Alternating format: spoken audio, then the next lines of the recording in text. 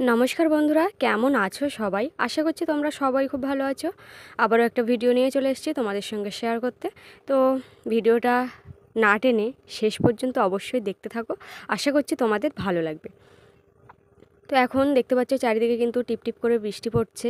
सकाल থেকেই বৃষ্টি শুরু হয়েছে, তাই জন্য কাজবাজ সমস্ত কিছু পিছিয়ে গেছে। আর এখন বাজে 7টা। তো এখন মোটামুটি কোনো কিছুই কাজবাজ করা হয়নি, মানে রান্নাঘরের দিকে এই সবে যাচ্ছি না, মানে ভাতটা চাপিয়ে আর এই যাচ্ছি।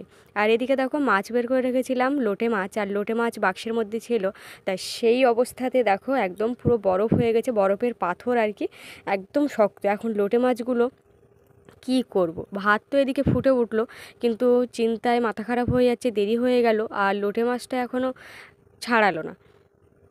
তো লোটে মাছটা কিন্তু ছাড়ানোর জন্য যে গামলার মধ্যে জল নিয়েছি, এখন জলের মধ্যে দিয়ে দিচ্ছি। আর যেগুলো একটু নরম হয়েছে একটা একটা করে ছাড়িয়ে জলেই রাখছি, কারণ এগুলো না ছাড়ানো হলে আর বরফ যদি না ভালো করে গলে ভাজার সময় কিন্তু কেমন একটা হয়ে যায়, মানে কড়াইতে লেগে যায় আর কি। আর এমনি যেহেতু লোটে মাছ, ও তো লাগবেই, জলে ভরপুর। তো যাই হোক পেঁয়াজ ভেজে আলাদা করে তুলে রাখলাম। আর এখানে দেখো লোটে মাছগুলো একদম কিন্তু ঝোড়ো ঝোড়ো ভাজা করার জন্য আর রেডি। তো জল এখন বেরিয়েছে ওর থেকে প্রচুর, এমনি ফ্রিজের বরফের জল, তার উপরে ওর নিজস্ব জল। তো ভাজা হয়ে গেল। এখন কড়াইতে আমি তেল দিয়ে দিয়েছি, কড়াইতে দেব পার্শে মাছ, কারণ আজকে দুপুরবেলা আর সকালবেলা মোটামুটি রান্না বলতে এই দুটোই হবে। তো পার্শে মাছগুলো আস্তে আস্তে ছেড়েই দিলাম। আর পার্শে মাছগুলো রান্না হবে, কেনা কচুরমুখী ছিল সেইগুলো দিয়েই ভাবছি রান্না করব। তো টমেটো আলু দিয়ে মোটামুটি খাওয়া চলছে, ওই জন্য আর টমেটো আলু দিলাম না, তাই কচুরমুখী। তো ভালো করে ভেজে নিয়ে আমি কিন্তু এবার জল দিয়ে একটু ফুটিয়ে তারপরে মাছ দিয়ে কিন্তু নামিয়ে নিলে হয়ে গেল আমার তরকারি রেডি। আর এদিকে মোটামুটি চলে এলাম, জিনিসপত্রগুলো একটু গোছান গাছান আছে সেই জন্য। তো এগুলো ফেলে রাখলে বাইরে সেইভাবেই কিন্তু থেকে যাবে। তো এগুলো অনেক দিন ধরে শুকনো হচ্ছে, রেখে দিচ্ছি, আর তলাই আর হচ্ছে না। তো আজকে ভাবলাম আজকে কি আর করব, যেহেতু রান্নাবান্না সবই শেষ হয়ে গেল, ওই জন্য কিন্তু এগুলো একটু তুলে রাখার ব্যবস্থা করছি। আবার যদি বাইরে রাখি তাহলে সেগুলো আবার মানে স্যাঁতসেঁতে হয়ে মোটামুটি জিনিসপত্র ঝাঁপ হয়ে যাবে। তো সেই জন্য দেখো সমস্তগুলো কিন্তু একটা দুটো করে গুছিয়ে রাখার চেষ্টাই করছি। তারপরে তো বাইরের আর কি কি কাজ আছে সেগুলো না হয় পরে দেখা যাবে। আর যেহেতু আজকে সারাদিনটা মোটামুটি পিটির পিটির করে বৃষ্টি পড়ছে, আর তারপরে চলে আসলো বেড কভারের পালা, কারণ এগুলো মোটামুটি কেচে দিয়েছিলাম। তো এটা এখন দিয়ে ভাঁজ করে রেখে দেবো জায়গা মতো।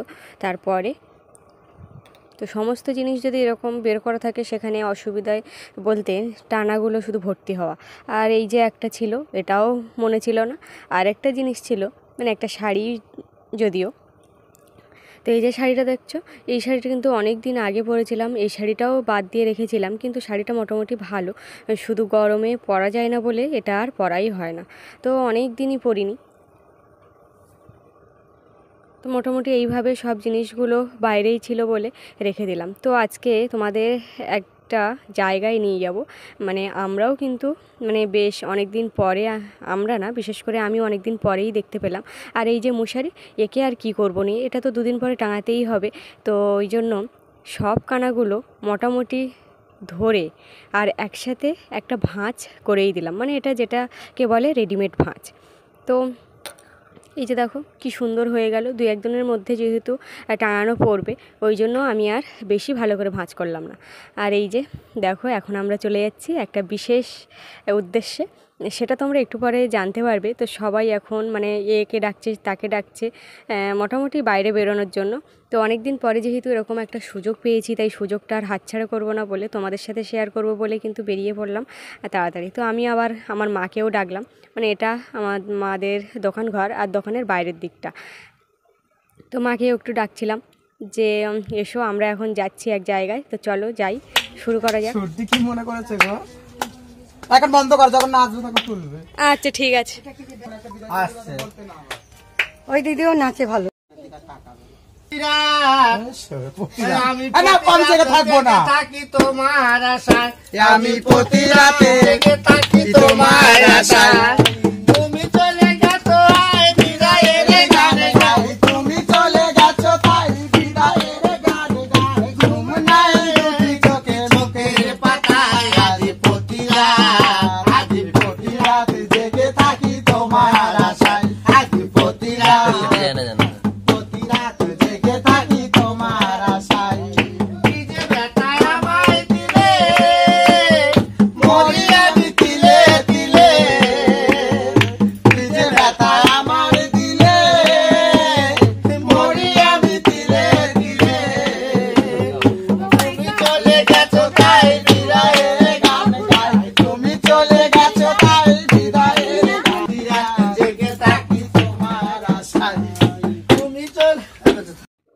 তো আমার চ্যানেলে এরকম ভিডিও প্রথম, তো জানি না এটা দেওয়া ঠিক হচ্ছে কি ভুল হচ্ছে। যদি ভুল হয় তাহলে অবশ্যই কমেন্টে জানিও।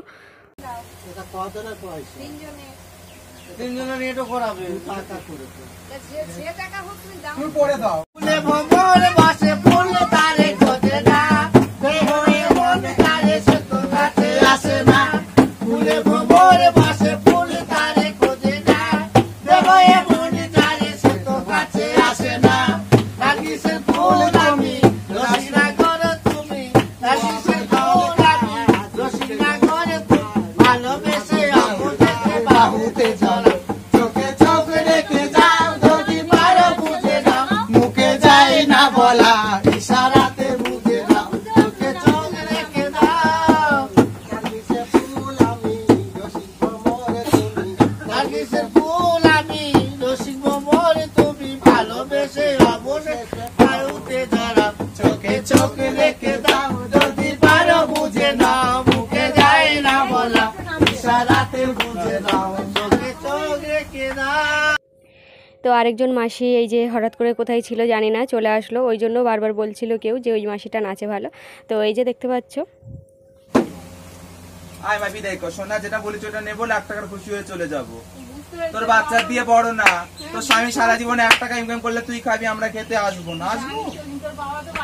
কি হাতের লেখা মন্দ না, ওই আমার সঙ্গে সঙ্গে করছে বন্ধু আমার রূপের বর্ণনা।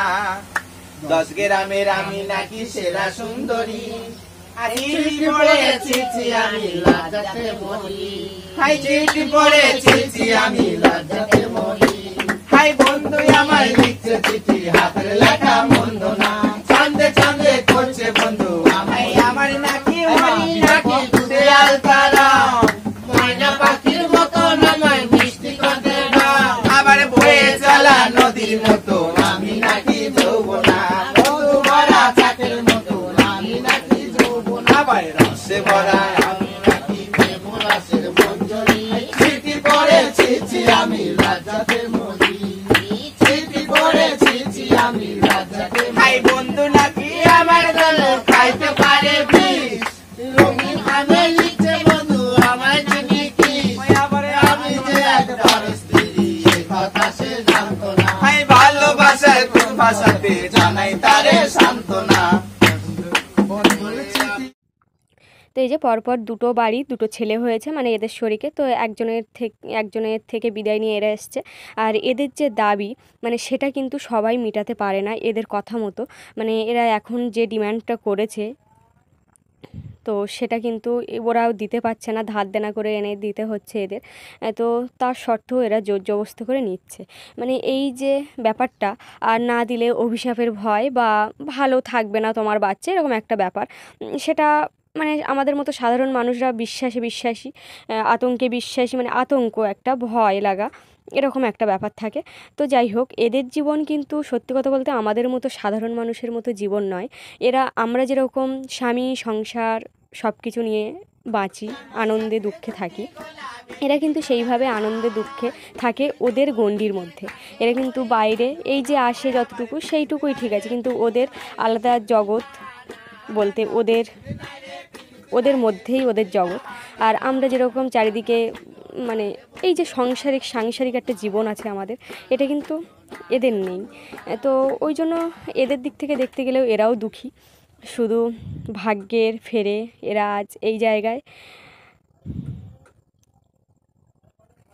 তো এই ব্যাপার আর কি। আর কাকিরা কিন্তু রান্না করছিল, আমি হয়তো ঠিকঠাক মতো গুছিয়ে বলতে পারলাম না, কিন্তু আমরা সবাই প্রত্যেকে কিন্তু জানি যে এদের জীবনটা অন্যরকম আমাদের থেকেও। তো ওই হচ্ছে আরেকটা ভাই, মোটামুটি টাকা সে দিয়েছে। আর রাস্তায় কিন্তু নাচার জন্য অনুরোধ করছিল, কিন্তু বলল যারা ছোকরা ছেলে আছে তারা কিন্তু টাকা দেবে 10 টাকা করে। তো নাচা আর হলো না। তো অবশেষে বাড়ি চলে আসলাম। আর বাড়ি এসে দেখো তোমাদের সে দানা বুনেছিলাম কয়েকদিন আগে, সেটা একটু শেয়ার করলাম। এই যে দেখো কতটা গাছ বেরিয়েছে, সেটা একটু দেখে নাও।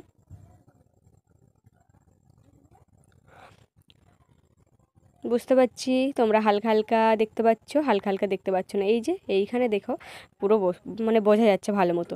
আর এই হচ্ছে আমাদের মাধবীলতা। ফুলগুলো দেখো কি সুন্দরভাবে ফুটে আছে, মানে পুরো থকায় থকায় ফুল, মানে দারুণ দেখতে লাগছে কিন্তু। তো এটাও একটু তোমাদের সাথে শেয়ার করলাম। আর যাই হোক, মাসিরা এসছে, আমি কিন্তু অনেক দিন দেখি, তো মাসিরা এসেছিলো বলে ওদের নাচ গান দেখে কিন্তু সময়টা কাটলো। আর তোমাদের কেমন লাগলো অবশ্যই কমেন্টে জানিও। আর এটা কিন্তু আমার চ্যানেলে প্রথম এই রকম ভিডিও, আমি কিন্তু আগে কখনো এরকম ভিডিও দিইনি। তো বন্ধুরা, ভুল ত্রুটি হলে ক্ষমা করো। আর মোটামুটি বিকেলবেলা ভাবছিলাম কি করব, শাঁখাটা একটু বদলাবো ভাবছিলাম, তো ওই জন্য কিন্তু আমি শাঁখাটা এইভাবে একটু বদলে নিচ্ছি। আর নাকি খালি হাতে শাঁখা খুলতে বা পড়তে নেই, ওই জন্য আমি একটা রুমাল বেঁধে নিলাম হাতে। আর লোশন দিয়েছি, যেহেতু তাড়াতাড়ি মানে খুলে যায় বা শাঁখাটা বেড়ে না যায় ওই কারণে। তো এই যে হচ্ছে শাঁখা, মানে মোটামুটি আমার দাদুর কাছ থেকে শাঁখা আনা। আমার দাদু যেহেতু শাঁখারি, ওই জন্য আমি আগে যেতাম টুকটাক আর শাঁখা নিয়ে আসতাম দাদুর কাছ থেকে, ভালোবেসে শাঁখাগুলো দিত। তো এখন আর যাওয়া হয় না, অনেক দিন যায়নি, এক দেড় দু বছর মোটামুটি হচ্ছে এরকম যায়নি। তো আমি একটু উল্টো সুল্টো দেখে নিচ্ছিলাম শাঁখার কোনটা সোজা, কোনটা মানে সোজা বলতে কি কোনটা ছোট, বাম হাত ডান হাতের একটা ব্যাপার থাকে শাঁখায়। তো ওই জন্য আমি একটু দেখেই নিলাম। তো এইভাবে শাঁখা পরছি আমি, মানে শাঁখা নিয়ে আসি এমন যাতে আমি নিজে নিজে যেন পরতে পারি। আর হাতটা, অনেকের হাত দেখি ছোট শাঁখা মানে হাতের মধ্যে ঢুকে যায়, কিন্তু আমি জানি না, আমি কখনো চেষ্টা করিনি। তবে আমার একটা ছোট শাঁখা ছিল বাম হাতে, সেটা মানে পরেছিলাম। আর যারা শাঁখারি তারা কিন্তু খুব সহজে শাঁখাটা পরিয়ে দিতে পারে। তো এই যে দেখো, দেখতে পাচ্ছ শাঁখাটা। এবার যে পলা ছিল পুরানো, তো শাঁখার সাথে পলাগুলো মোটামুটি জড়াই আছে, মানে রাখা আছে। আর আমার সত্যি কথা বলতে শাঁখা জিনিসটা বেশ ভালোই লাগে, মানে শাঁখা পলার যে সেটটা আমার খুব ভালো লাগে, মানে সাদা লালের যে একটা ব্যাপার থাকে না, তো ওই জন্য। তো বন্ধুরা, তোমাদের এরকম কারো কার ভালো লাগে অবশ্যই জানিও। আর নতুন নতুন শাঁখা যদি পরা যায় প্রায়, তাহলে কীরকম লাগে অবশ্যই জানিও। তবে হ্যাঁ, শাঁখা বেড়ে যাওয়ার কথা বলছে না, শাঁখা বেড়ে যাওয়া নাকি ঘন ঘন সেটাও নাকি ভালো না। তো আমি যে শাঁখাটা পরেছিলাম এটা অনেক দিন লাস্টিং করেছে।